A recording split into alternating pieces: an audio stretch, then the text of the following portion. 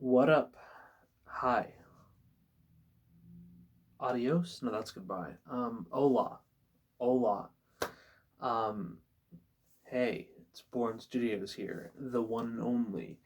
Fuck that. I'm not gonna do that shtick. I'm just gonna upload this straight up. This is something I wanted to say for a while, but it was never something I did because obviously not. And what I'm gonna be doing, if you don't know by the title already, is talk about the wonderful year of 2020 and just how shitty of a year it really was.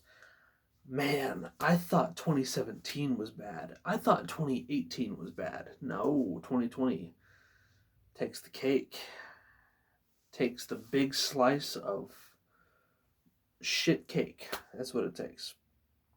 Um, and what I wanted to really talk about was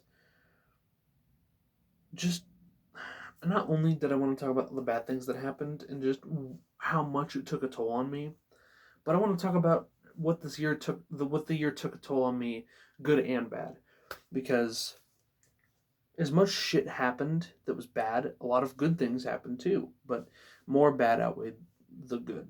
It was definitely a uneven scale, you know. It was definitely bad, and I should have made this when 2021 happened, like the day of 2021, like January 1st, or I should have made it December 31st and talked about what the year did. This year was bad, bad. Like 0 out of 10 bad. Like 2017 was like a 2 out of 10, maybe a solid 3. 2018 was a 4. 2020 was a fucking 0, dude. 2020 was awful, and let me tell you why. I guess I'll go through like the entire year. Um, 2020 started with um, it wasn't that bad. I do remember we celebrated my dad's birthday. That was fun. My birthday was February 2nd, but as you know, I'm a Chiefs football fan, so I had to watch the Super Bowl, which was on my birthday. So I wanted to hang out with my friends for my birthday, but I couldn't because obviously I wanted to sit at home watch the Super Bowl with my family on my birthday. So I couldn't go the day of. So instead of that, we celebrated it a week early in January, and we had a bunch of fun. It was me, my girlfriend, my friend Grace, who you can see in the Halloween video, and then my friend Alexis. Um, and we did everything that day. It was so much fun. Sorry if you hear noise. I'm in a bathroom. What a group. That's how you know this is a video about a shitty year. Is you know when shit gets real, you film a video in the bathroom. That's just what it is. I'm gonna take my glasses off just because I can. And there's like a glare. But anyway, my friends and I were. Um, I remember my girlfriend picked me up that morning. It was like 10, 11 in the morning, and we had gone. She was like, "We're gonna go to my house and we're gonna just have a good day." And I was like, "I'm fine with this. This sounds great." Um, then I look in the back seat and there's Grace and Alexis in the back, and they're like, "Haha, psych! We're gonna go to a Japanese steakhouse. We're gonna go bowling. We're gonna go fucking back home and just hang out there, watch a movie." And it was so funny because I was talking to her about Garfield. If you guys don't know me, you know. The real ones know. I feel like a 2014 teenager on Snapchat. Like, don't talk to me. Don't hit me up. The real ones know what happened to me. Like, it's just like anyone who knows me truly knows that I'm a huge fan. It's my guilty pleasure. Is Garfield 2004, the Bill Murray Garfield movie. And Maya had seen parts of it. Alexis had never seen it. I had watched it 3 times with Grace, and it was amazing, you know. And Grace loved it, and Alexis was like, "This is gonna be the worst movie you've ever seen." And Maya had seen bits and pieces and was just like, "No, I'm blocking that out of my mind." So in girlfriend of the year, of the decade, of the ever material, Maya said, "We're gonna sit down and we're going to watch Garfield 2004 and we're gonna enjoy it," and that we did. And Grace also showed us like a 40-minute video about a claymation dog poop video, which was interesting. Sorry, Grace, if you're watching this. It was actually quite funny. It was quite good, but it's not like Garfield 2004 good. It's like its own thing of good. But anyway, I'm getting off topic here. So anyway, we celebrated my birthday. It was so much fun. We over dinner. We like bonded for like, we sat and talked just about life for like 2 hours during dinner, and I started crying, and then Maya cried, and then Grace cried, and Alexis cried, and it was great. It was just a good, wholesome ass moment. And then I celebrated the Super Bowl that next week on my birthday, and the Chiefs won, so that was like the best birthday present I could have ever gotten. Um, and then I hung out with Maya for like a couple weeks, and after that, it just all went to shit. You know, I think I hung out with Alexis one time. We went to a comic book store, and she bought me a comic book. But then after that, world went to shit, man. March was just like the beginning of it, um, and then April, and then it was just so bad. And a lot of things happened. March.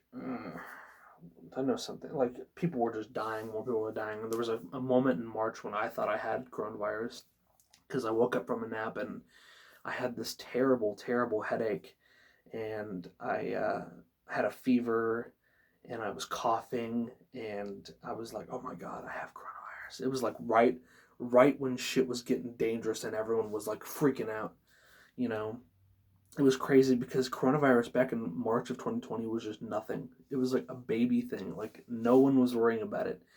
Or no, everyone was worrying about it, but it was just this small, minute thing. Now coronavirus is bigger than ever, and people aren't even worrying about it anymore, which is really stupid of some people.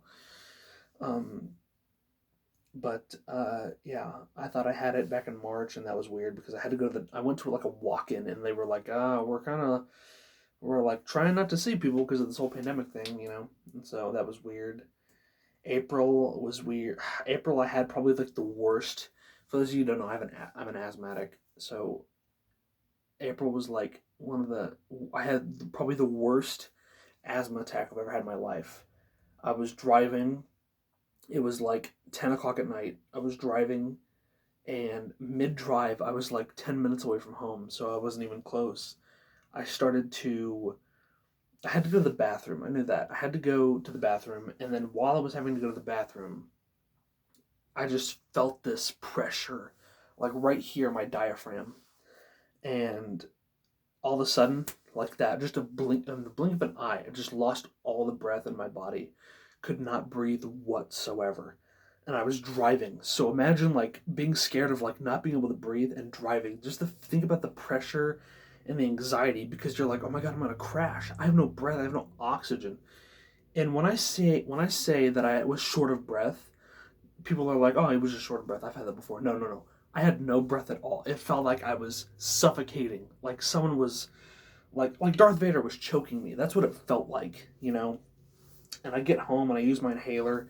So many times I used my inhaler. I used a breathing treatment and it just did not go away. It was to the point where every color felt so saturated. Like this light blue shirt felt like a bright. Everything was so bright. I was like, oh my god, I'm dying. And that's what it felt like.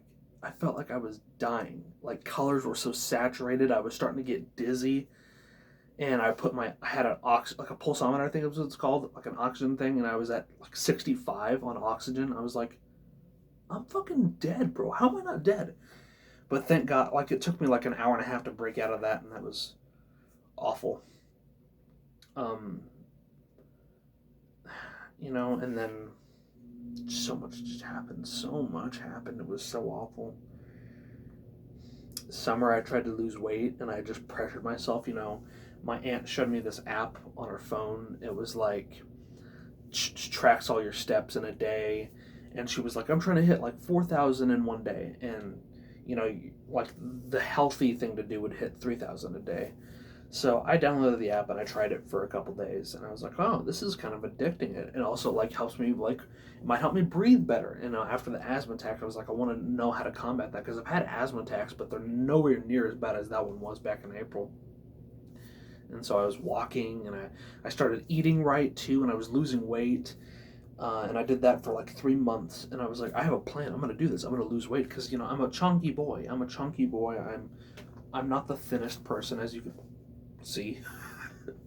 So I tried to lose weight, and that worked for like 3 months. you know. And I had my swimming pool. I have a swimming pool open, so I would exercise in the pool. I was walking, and then I went from like walking 3,000 steps every day to like 6,000, and then I went from 6,000 to like 10,000 a day, and then one day I did 20,000, which was a big mistake, because being an overweight, asthmatic, fat kid, doing 20,000 steps in one day after you do 10,000 every day, it just wears you out. And then I think I pushed myself past my limit. And so after that, I did that day of 20,000. I stopped walking. I stopped walking like all that time, and I stopped eating right. And then I went back to eating unhealthily and went back to just sitting and playing games, and it was awful. I had a I had to I had a job before the pandemic, and that was an experience. Most of the coworkers were, you know what? I probably shouldn't even say anything, because I don't know. I don't want to say anything. I don't want to have any bad blood. You know, I want to forget that experience entirely. But you know, and then the diet thing happened, and then I had another scare with coronavirus right before the 4th of July, and you know, my girlfriend's birthday's in mid-July, and I I thought I had coronavirus and I did something stupid, and then that really made her upset, because all she wanted to do was spend her birthday with me, and that really upset me, and it really upset her too, that I was so stupid. That was a big thing, and then it just was worse. It was just a slow decline, and but on top of that, a lot of good things happened. You know, I always felt I had this really big fight with my aunt in June, and it made me really open my eyes and see life in a different kind of manner, because after getting that scare with coronavirus, my aunt is a huge germaphobe, um, and she was scared of, you know, coronavirus, and she was scared of her family getting coronavirus. And since I'm part of her family, when I thought that I had that scare, because I hung out with a friend, which I shouldn't have done because coronavirus was increasing at the time, and I shouldn't have done that. I hung out with a friend, and my aunt found out about it, and she really scolded me, and she was like, "You care more about your friends more than your family," and it's evident. And she made me feel really shitty, and I guess that was kind of the point, was to just open my eyes a little bit more, because it was just this big thing. And I really sat there and I was like, wow, what a shitty thing to say. Like, I was like really mad at her, but I couldn't help myself but cry, because I'm myself an emotional person, and I'll get into more of my emotions later on, because I have a lot to say about my emotions. But just know that I'm a very emotional person, and any little thing can make me upset or sad. And I actually get brief moments, like every once in a while. It doesn't happen much, but there's like brief moments where I just all of a sudden get like really happy, and then there's like brief moments where I'm just sad for like hours. And you know, I want to say I have I'm bipolar, but I'm not going to sit there and say that, because I've not been diagnosed with it, and I'm not even sure if that's what bipolar is. But random spouts of happy energy for like, but happiness only lasts for like 5 minutes, and then like my sadness will go on throughout the entire night, maybe a week. It's just weird. But yeah, I had a big fight with my aunt, and she was just like, "You don't like your family. You don't love your family, obviously, because you keep going out and you keep thinking you're sick, and you just never stop. You just want to. You like your friends more than your family, obviously." And that really made me think. It made me mad that she said that, but then I started thinking about it more. And one of the beautiful things about 2020 was, you know, I was always someone who was like big into my friends. Like, I wanted to be with my friends all the time. I wanted to hang out with my friends. And life's not about that. When you have a good family, I know not some people can't say that they have a good family. I know that, and I feel horrible for people like that. But me, I don't have a perfect family, but I don't think anyone does. No one has a perfect family. Everyone's flawed. Everyone's imperfect. But I got to spend a lot more time with my family, my mom and dad in particular, which is always a nice thing, because my dad's not the nicest person, and my mom's just like an angel, you know. My mom is just the biggest angel, besides Maya, my girlfriend. um, but I got to hang out with my family more, and that was just a big, big blessing. And I'm still alive too. That was a big thing that I took away from 2020. Like, out of all the scares I've had with coronavirus, I'm still alive. That's amazing, and I'm so grateful. I'm so thankful. I'm everything. Everything's just great. More time with my family. I got to play more games with friends. I can't see Eric, and I haven't seen Eric since, geez, when was the last time I saw Eric? Last Christmas. Christmas of 2019 is the last time I saw Eric. I woke up Christmas morning on 2019, and I woke up and I opened my presents, blah, blah, blah, blah. Hung out, drove around, because I like driving. Like, no one's out on Christmas Day. It's just pure blank roads. And then Eric called, and he was like, yo, come meet me here. And then we hung out for like an hour. We hung out from like, not an hour, we're out longer than that. We hung out from like 9 p.m. to like 2 in the morning. And I'm glad I got to see him um, for a long period of time, because little did I know I wouldn't be able to see him for a long time after that, because I haven't even seen him to this day since then. Um, haven't seen Alexis in a long time. Haven't seen Grace in a long time. Haven't seen Maya since her birthday in July. It's been tough, but on top of that, I got to meet new people.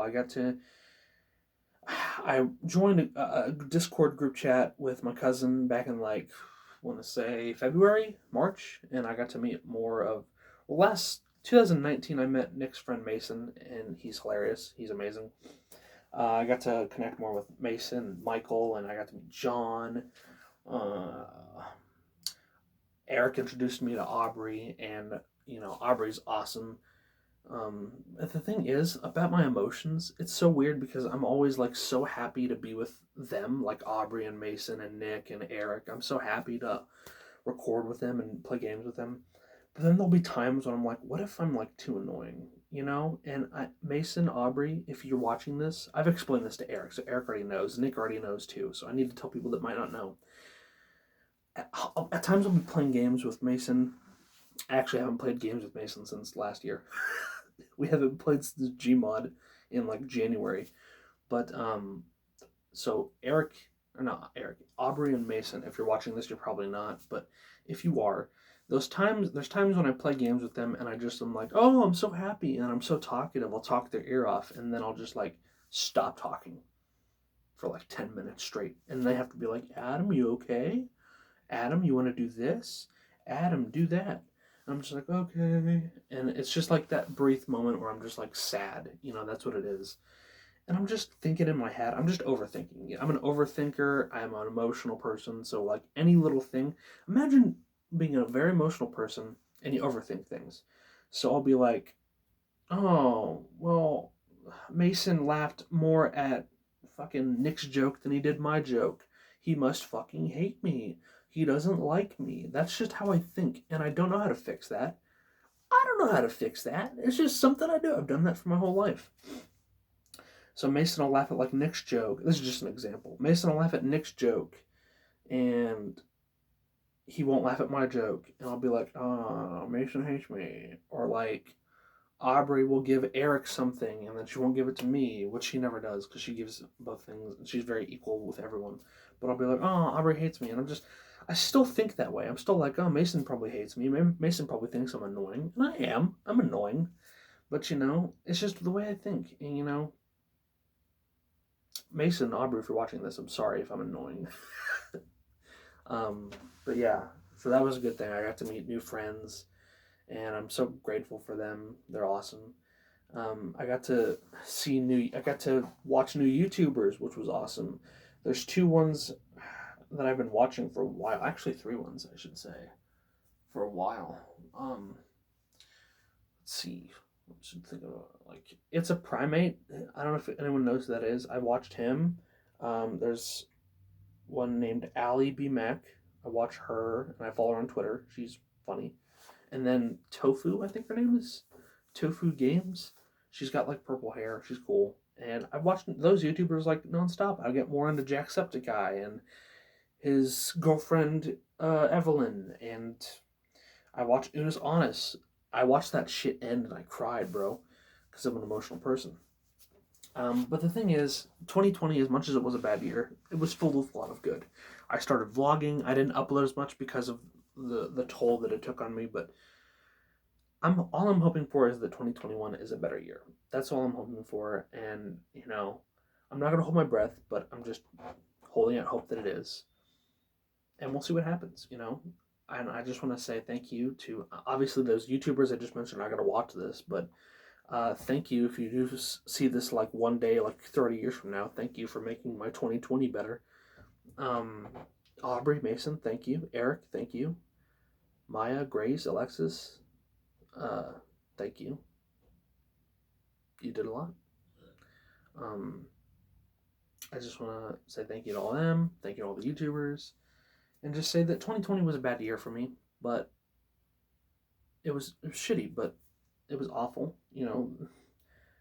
And I also got to think about it's not just me. Like there's so much that's happened to a lot of people.